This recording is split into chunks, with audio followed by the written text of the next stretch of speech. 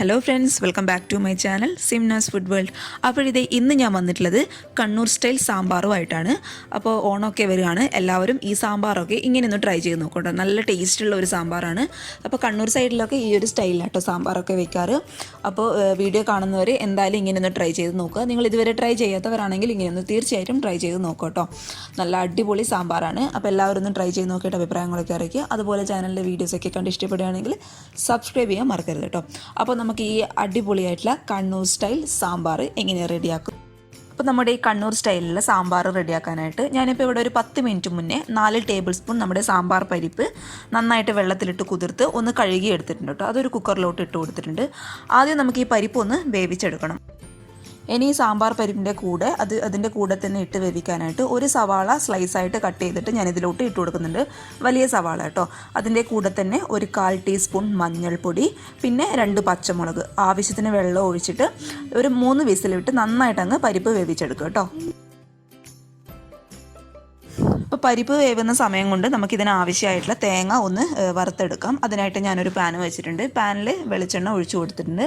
വെളിച്ചെണ്ണ ചൂടാകുന്ന സമയത്ത് 1 table spoon നിറയെ മല്ലി, മുഴുവനായിട്ടുള്ള മല്ലി കേട്ടോ. അപ്പം മുഴുവനായിട്ടുള്ള മല്ലി നന്നായിട്ട് വെളിച്ചെണ്ണയിലിട്ട് ഒന്ന് വാട്ടി കൊടുക്കുക. മല്ലിയുടെ ആ ഒരു പച്ചമണം, ആ കളറൊക്കെ ഒന്ന് മാറി വരണം. എന്നിട്ട് വേണം നമുക്ക് അടുത്ത ഇൻഗ്രീഡിയൻസൊക്കെ ഇതിലോട്ട് ചേർത്ത് കൊടുക്കാനായിട്ട്. അപ്പോൾ മല്ലിയുടെ കളർ അത്യാവശ്യം ഒന്ന് മാറുന്ന സമയത്ത് ഒരു 5-6 ചെറിയുള്ളി ചെറുതായിട്ട് കട്ട് ചെയ്യുക. പിന്നെ 2 അല്ലി വെളുത്തുള്ളി ചെറുതായിട്ടൊന്ന് കട്ട് ചെയ്തതിന് ശേഷം നമുക്കിത് മല്ലിയുടെ കൂടെ ഇട്ട് നന്നായിട്ടങ്ങ് വഴറ്റി കൊടുക്കാം. ഇനി ഉള്ളിയും വെളുത്തുള്ളിയും ഒക്കെ പകുതി വാടി വരുമ്പോൾ ഒരു തണ്ട് കറിവേപ്പില മുഴുവനായിട്ട് ഞാൻ ഇതിലോട്ട് ഇട്ട് കൊടുക്കുന്നുണ്ട്. ഇനി ഈ ഒരു സമയത്ത് തന്നെ 1 കപ്പ് നമ്മുടെ നാളികേരം, അതായത് തേങ്ങ ചിരകിയത് മുഴുവനായിട്ട് ഇതിലിട്ടിട്ട് കൊടുക്കുക കേട്ടോ.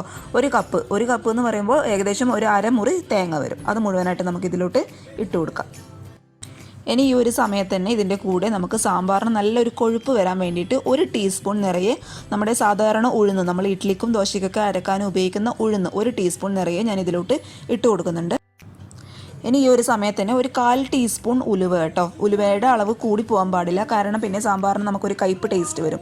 അതുകൊണ്ട് ഒരു 1/4 ടീസ്പൂൺ ഉലുവ ഇട്ട് കൊടുക്കുക. പിന്നെ ഇതിലോട്ട് ഇട്ട് കൊടുക്കേണ്ടത് 1 ടീസ്പൂൺ നിറയെ നമ്മുടെ സാധാരണ ജീരകം, കറികൾക്കൊക്കെ അരക്കാൻ ഉപയോഗിക്കുന്ന നമ്മുടെ ക്യൂമിൻ സീഡ്സ് കേട്ടോ. ഫെനൽ സീഡ്സ് അല്ല, രണ്ടും തമ്മിൽ മാറിപ്പോകാൻ പാടില്ല. ക്യൂമിൻ സീഡ്സ് ആണ് സാധാരണ ജീരകം. അത് 1 ടീസ്പൂൺ നിറയെ ഇട്ട് കൊടുക്കുക. ഇനി ഇതെല്ലാം കൂടി നന്നായിട്ട് അങ്ങ് വഴറ്റുക. തേങ്ങയുടെ കളർ നല്ല ബ്രൗൺ കളറാണ് കേട്ടോ.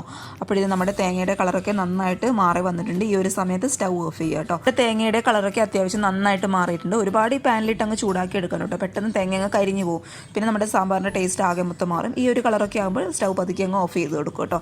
എന്നിട്ട് ചൂടാറിയതിന് ശേഷം നന്നായിട്ട് മിക്സിയുടെ ജാറിലിട്ട് അങ്ങ് അരച്ചെടുക്കുക. ഇത് നമ്മുടെ പരിപ്പ് ഒരു 2-3 വിസിലൊക്കെ കഴിഞ്ഞതിന് ശേഷം നന്നായിട്ട് പ്രഷർ പോയതിന് ശേഷം ഞാൻ ഓപ്പൺ ചെയ്തിട്ടുണ്ട്. നന്നായിട്ട് പരിപ്പൊക്കെ വെന്തിട്ടുണ്ട് കേട്ടോ. ഇനി ഒരു സ്പൂൺ എടുത്തിട്ട് നന്നായിട്ട് അതങ്ങോട്ട് മിക്സ് ചെയ്യുക. കാരണം ആ ഒരു പേസ്റ്റ് രൂപത്തിൽ കിട്ടണം നമുക്ക്. അതുകൊണ്ട് നന്നായിട്ടൊരു സ്പൂൺ വെച്ചിട്ട് മിക്സ് ചെയ്യുക. പിന്നെ നമുക്ക് സാമ്പാറിൻ്റെ കഷ്ണങ്ങൾ ഞാൻ ഈ ഒരു അളവിലൊക്കെ കട്ട് ചെയ്തെടുത്തിട്ടുണ്ട്. ഞാൻ എല്ലാ കഷ്ണങ്ങളൊന്നും എടുത്തിട്ടില്ല കേട്ടോ. കയ്യിലുള്ളത് മാത്രമേ എടുത്തിട്ടുള്ളൂ. ഉരുളക്കിഴങ്ങ് എടുത്തിട്ടുണ്ട്, അതുപോലെ സവാള ഞാൻ ഇതിലോട്ട് എടുത്തിട്ടുണ്ട്, മുരിങ്ങ എടുത്തിട്ടുണ്ട്, വെള്ളരിക്ക, ചേന, പച്ചക്കായ, ക്യാരറ്റ് എടുത്തിട്ടുണ്ട് കേട്ടോ. അപ്പോൾ ഇതിലോട്ട് ഇപ്പോൾ വെണ്ടക്ക, തക്കാളി, അതുപോലെ വഴുതനങ്ങ ഈ ഒരു സമയത്ത് ഇടേണ്ട ആവശ്യമില്ല, കാരണം അതിന് വേവ് കുറവാണ്. പെട്ടെന്ന് അതങ്ങ് വെന്ത് പോകും. അത് സെപ്പറേറ്റ് ആയിട്ട് തന്നെ നമുക്ക് ഇട്ട് കൊടുക്കാം. തൽക്കാലം ഈ ഒരു അളവിൽ മാത്രം പച്ചക്കറി എടുത്ത് നമുക്ക് കുക്കറിലോട്ട് ഇട്ട് കൊടുക്കാം.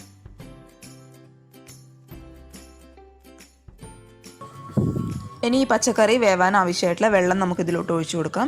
അതിൻ്റെ കൂടെ തന്നെ പച്ചക്കറിക്ക് ആവശ്യമായിട്ടുള്ള ഉപ്പ് ഞാൻ ഇട്ട് കൊടുക്കുന്നുണ്ട്. പിന്നെ വേണ്ടത് 1 ടേബിൾ സ്പൂൺ നിറയെ നമ്മുടെ സാധാരണ മുളക് പൊടി കേട്ടോ, അതും ഇട്ട് കൊടുക്കുന്നുണ്ട്. ഇനി ഇത് നന്നായിട്ട് ഒന്ന് അടച്ച് വെച്ച് 1 വിസിൽ വരുന്ന വരെ നിങ്ങൾ കാത്തു നിൽക്കണ്ട. 1 വിസിൽ വരാനാകുമ്പോൾ സ്റ്റൗ അങ്ങ് ഓഫ് ചെയ്യുക. 1 വിസിലൊക്കെ വരികയാണെങ്കിൽ നമ്മുടെ പച്ചക്കറി ഒരുപാട് അങ്ങ് വെന്ത് പോകും. ഒരു സാമ്പാറൊക്കെ കഴിക്കുമ്പോഴൊന്ന് കടിക്കാനായിട്ട് കിട്ടണം കഷ്ണങ്ങൾ. അതുകൊണ്ട് 1 വിസിൽ വരുമ്പം തന്നെ അതങ്ങ് സ്റ്റൗ അങ്ങ് ഓഫ് ചെയ്തിട്ടേക്കും കേട്ടോ. ഇനി മറ്റൊരു പാനിൽ നമ്മുടെ പച്ചക്കറിയൊക്കെ വേകുന്ന സമയം കൊണ്ട് മറ്റൊരു പാനിൽ നമുക്ക് തക്കാളി, അതുപോലെ വെണ്ട ഒന്ന് വേവിച്ചെടുക്കണം, ഒന്ന് വഴറ്റിയെടുക്കണം. അപ്പോൾ അതിനായിട്ട് ഒരു പാനിൽ കുറച്ച് വെളിച്ചെണ്ണ ഒഴിച്ചു കൊടുക്കുക. അത് അത്യാവശ്യം ചൂടാകുന്ന സമയത്ത് നിങ്ങൾ എടുത്ത് വെച്ച വെണ്ടക്ക, അതുപോലെ തക്കാളിയൊക്കെ അതിലിട്ടിട്ട് നന്നായിട്ടങ്ങ് വഴറ്റി കൊടുക്കുക കേട്ടോ.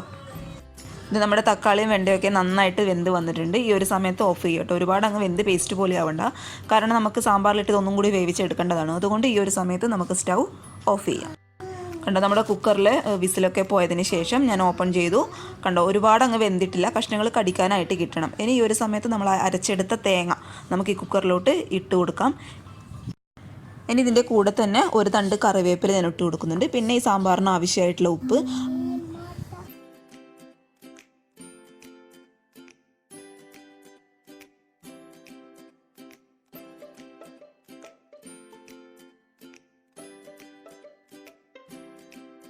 ഇനി 1 ടേബിൾ സ്പൂൺ നിറയെ നമ്മുടെ മല്ലിപ്പൊടി ഞാൻ ഇതിലോട്ട് ഇട്ട് കൊടുക്കുന്നുണ്ട്.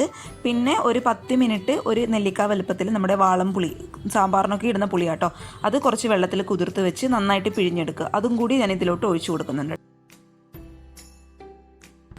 ഇനി ഇതിലോട്ട് നമുക്ക് ആവശ്യത്തിനുള്ള വെള്ളം ഒഴിക്കുക. ഒരിക്കലും തണുത്ത വെള്ളം ഉപയോഗിക്കരുത് കേട്ടോ, ചൂടുള്ള വെള്ളം വേണം നമുക്ക് ഇതിലോട്ട് ഒഴിച്ചു കൊടുക്കാനായിട്ട്. വെള്ളം ഒഴിച്ച് വെച്ച് നന്നായിട്ട് ഇതങ്ങ് തിളപ്പിക്കുക കേട്ടോ. ഒരു 10 മിനിറ്റ് തിളപ്പിച്ചാൽ മതിയോ, അപ്പോഴേക്കും നമ്മുടെ സാമ്പാറൊക്കെ നന്നായിട്ട് കുറുകി വരും കേട്ടോ. ഇനി ഈ ഒരു സമയത്ത് തന്നെ ഇതിലോട്ട് നമുക്ക് ഇട്ട് കൊടുക്കേണ്ടത് 2 അല്ലി വെളുത്തുള്ളി മാത്രം ഒന്ന് ചതച്ചെടുത്തത്. അത് നമ്മുടെ സാമ്പാറിന് നല്ലൊരു ഫ്ലേവർ കൊടുക്കും കേട്ടോ. നിങ്ങളൊന്ന് ഇതുവരെ ട്രൈ ചെയ്യാത്തവരാണെങ്കിൽ തിളയ്ക്കുന്ന സമയത്ത് 2 അല്ലി വെളുത്തുള്ളി ഒന്ന് ചതച്ചെടുത്ത് ഇതിലോട്ട് ചേർത്ത് കൊടുക്കാം. പിന്നെ നമുക്ക് ചേർത്ത് കൊടുക്കേണ്ടത് ഒരു നുള്ള് കായത്തിൻ്റെ പൊടിയാണ്. കായത്തിൻ്റെ പൊടി എന്ന് പറയുന്നത് കൂടിപ്പോകാൻ പാടില്ല, ഒരു ഫ്ലേവറിന് വേണ്ടി മാത്രം ഒരു നുള്ള് ഞാൻ ഇതിലോട്ട് ഇട്ട് കൊടുക്കുന്നുണ്ട്. ഇനി ഇതെല്ലാം കൂടി വെള്ളം ഒഴിച്ച് ആവശ്യത്തിനുള്ള വെള്ളം ഒഴിച്ചിട്ട് നന്നായിട്ട് ഒരു 5-10 മിനിറ്റ് നന്നായിട്ട് ഇതങ്ങോട്ട് തിളപ്പിച്ചെടുക്കുക.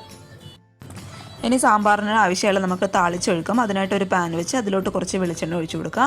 വെളിച്ചെണ്ണ അത്യാവശ്യം നന്നായിട്ട് ചൂടാവുന്ന സമയത്ത് ഒരു 3 അല്ലി നമ്മുടെ ചെറിയ ഉള്ളി ചെറുതായിട്ട് കട്ട് ചെയ്ത് ഞാൻ ഇതിലോട്ട് ഇട്ട് കൊടുക്കുന്നുണ്ട്. അത് പകുതി ഒന്ന് വാടിക്കഴിയുമ്പോൾ 1 ടേബിൾ സ്പൂൺ നിറയെ നമ്മുടെ കടുക്, പിന്നെ ഒരു 1/4 ടീസ്പൂൺ ഉലുവ ഇട്ട് കൊടുക്കുക.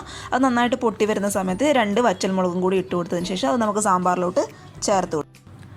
അപ്പോൾ ഇത് നമ്മുടെ സാമ്പാർ റെഡി ആയിട്ടുണ്ട്. ഇതിപ്പോൾ കാണുമ്പോൾ കുറച്ച് ലൂസായിട്ടാണോ തോന്നുന്നു കേട്ടോ. അപ്പോൾ നിങ്ങൾ കുക്കറൊക്കെ നന്നായിട്ട് അടച്ച് വെക്കുമ്പോഴേക്കും നമ്മൾ താളിച്ചൊഴിച്ചതൊക്കെ നന്നായിട്ട് ഫ്ലേവർ സാമ്പാറിലോട്ട് ഇറങ്ങി നല്ലൊരു ടേസ്റ്റുള്ള സാമ്പാർ കേട്ടോ. നന്നായിട്ട് കുറുകി വന്നോളും ഒരു 5-10 മിനിറ്റൊക്കെ കഴിയുമ്പോൾ. അപ്പോൾ എല്ലാവരും സാമ്പാർ ഇതുവരെ ഇങ്ങനെ ട്രൈ ചെയ്യാത്തവർ ഇങ്ങനെ ഒന്ന് ട്രൈ ചെയ്ത് നോക്കുക. ട്രൈ ചെയ്ത് നോക്കിയിട്ട് അഭിപ്രായങ്ങളൊക്കെ അറിയിക്കുക. അതുപോലെ ചാനലിലെ വീഡിയോസൊക്കെ ആദ്യമായിട്ട് കാണുന്നവരാണെങ്കിൽ സബ്സ്ക്രൈബ് ചെയ്യാൻ മറക്കരുത്. അപ്പോൾ അടുത്ത ഒരു നല്ല വീഡിയോ ആയിട്ട് കാണും വരെ താങ്ക് യു.